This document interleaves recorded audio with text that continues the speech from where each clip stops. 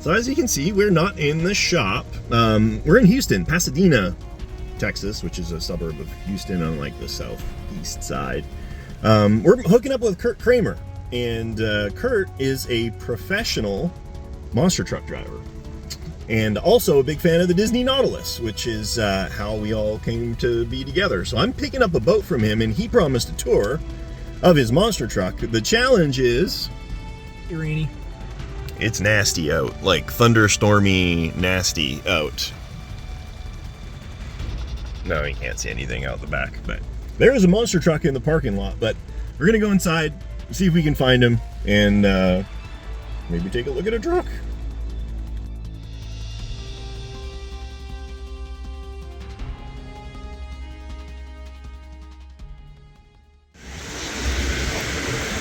Oh, it's nice and cold.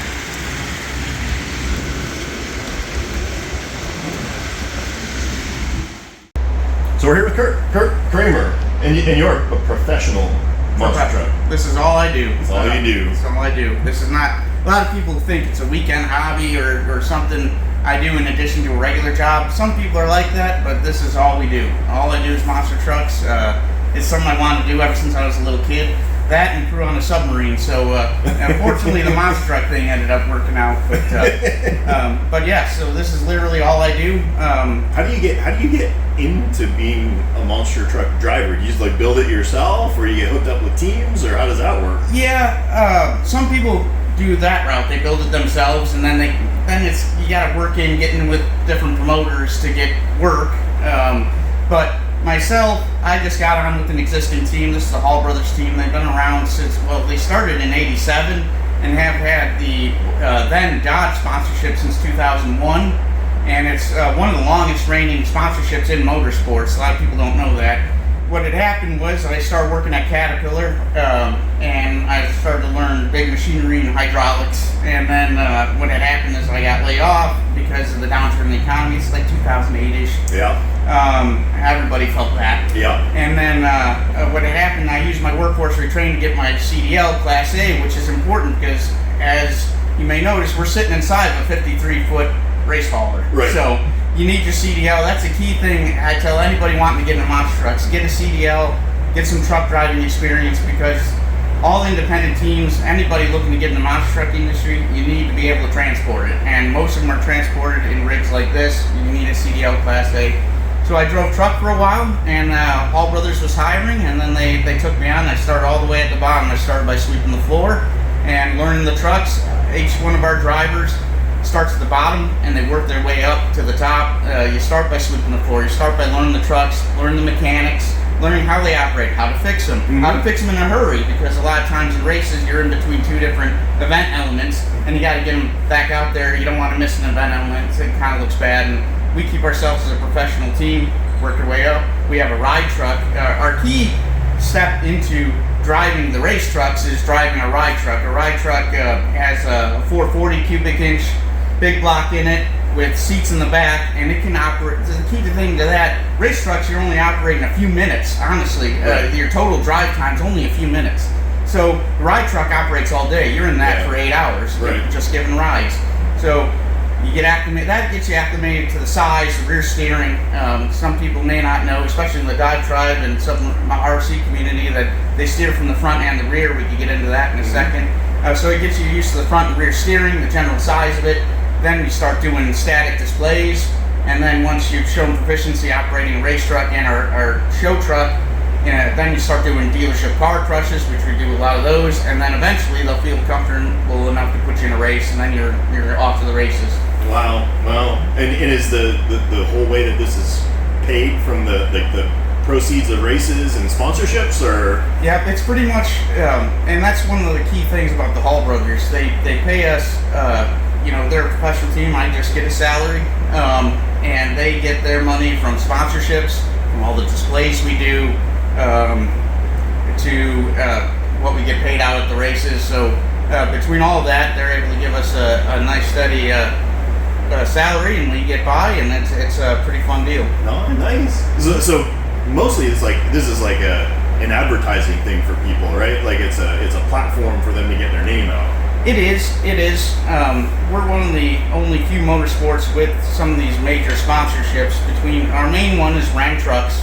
Like I said, they've been with Dodge. It was then Dodge, and then 2008 or 2009, Dodge and Ram split and became their own. Yeah. They became their own brands. It used to be Dodge Ram. Well, now it's just Ram Trucks. Yeah. But still, they've been with the same under Chrysler umbrella since 2001. So our main deal is with Ram Trucks.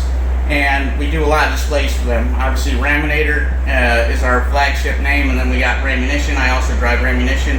And then in between driving Ramunition, we represent the Hotzi Pressure Washer Company, which is what we're doing here in Pasadena. #1 best-selling brand of pressure washers in North America. They're a really good brand. Never, before starting with Hall Brothers, never did I imagine that the pressure washer industry was as big as it is and as competitive as it is for them to have a monster truck on the circuit and well represented. Wow.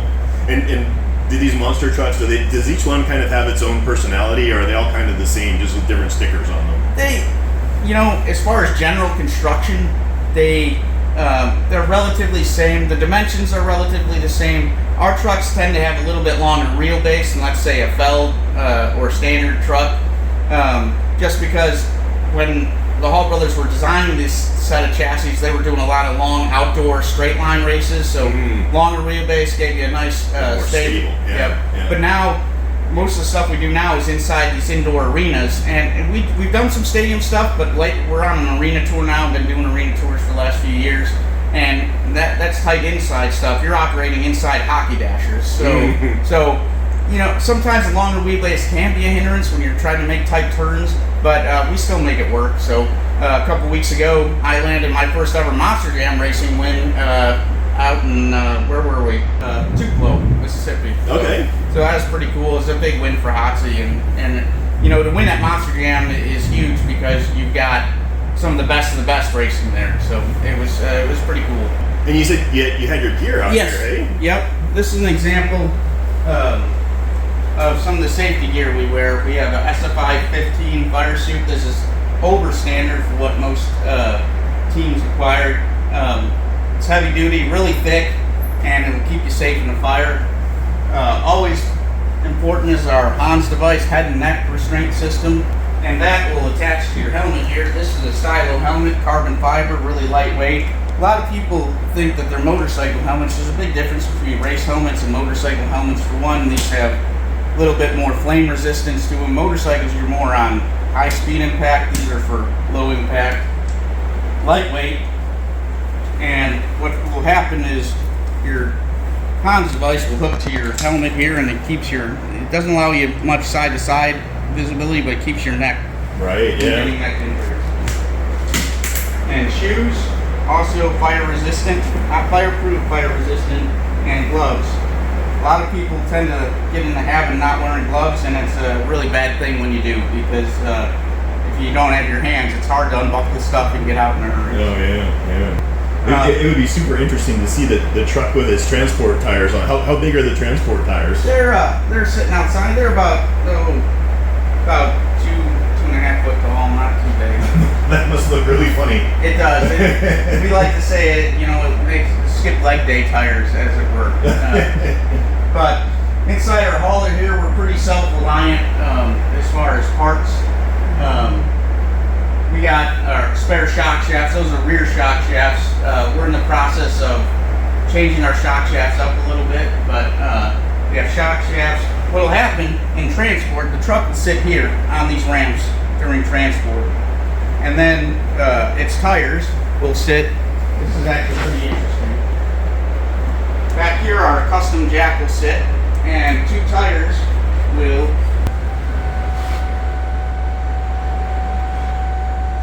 Wow, holy. We have a spare tire up there, spare transmissions, spare spindles. Two tires will sit on here. It'll go raise up.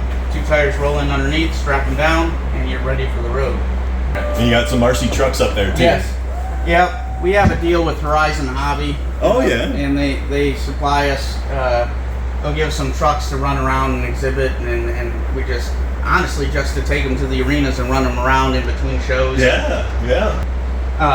up front we got it closed off because it's a little bit, but we have living quarters up front, which not a lot of monster truck haulers do. There's 4 bunks up there, washroom, shower, TV, stereo, Wow.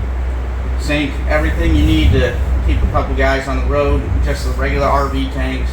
And so, you know, a lot of teams are set up, and maybe it's in many cases more efficient to haul 2 trucks in one trailer. We're set up for 1 truck in a trailer, just so we can haul extra parts. Mm-hmm.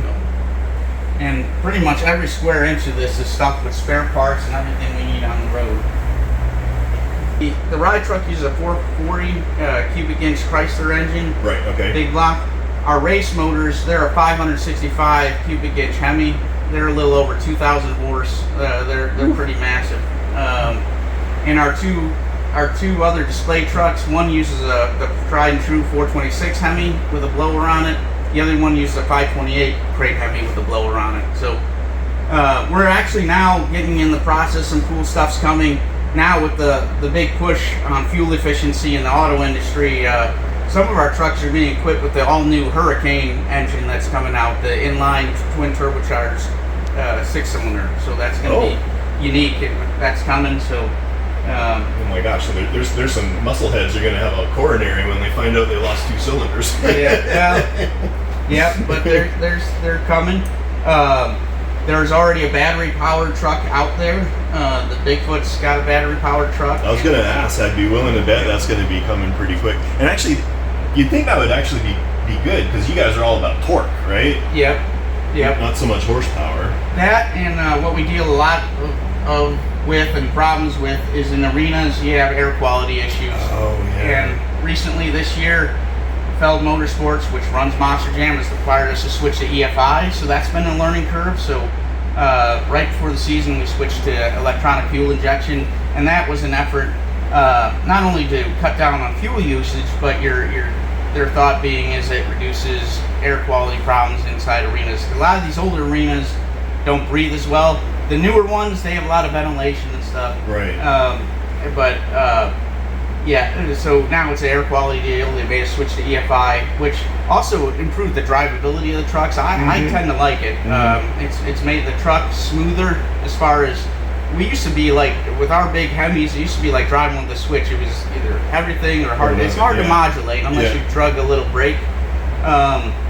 But now I think it gives you more of a gradual power increase, and it's made them a lot more drivable. Cool. And then what kind of fuel are you running in? Is this like standard high octane fuel or? No, it's M1 alcohol. It's methanol. Gotcha.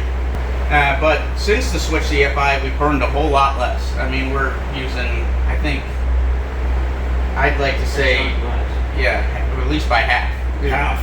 Yeah. Holy. I would say half. Whoa. So do you roll the tires in, just like push them? Yes. Yep. We just roll them up the ramps there, set the ramps close together, roll them up in.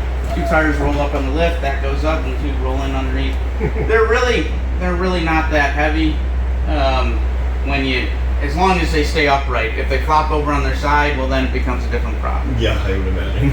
A couple guys though can ride them. The BKT spec tire that they make us run for Monster Jam is fairly light.